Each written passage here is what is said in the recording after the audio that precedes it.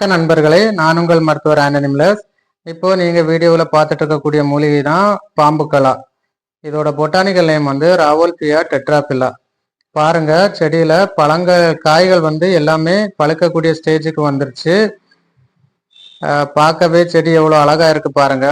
நான் இணையத்துல தேடி பார்க்கும்போது இந்த ராவோல்பியா டெட்ராபில்லா செடியும் ராவோல்பியா சர்பண்டைனா அப்படின்ட்டு சொல்லக்கூடிய நம்ம ஊரு சர்ப்பகந்தி, அதாவது அமல்பொரின்ட்டு தமிழ்ல சொல்லுவாங்க, அந்த மூலிகையும் ஒன்று அப்படிங்கிறது போல பல இடங்கள்ல பார்க்க முடிஞ்சது.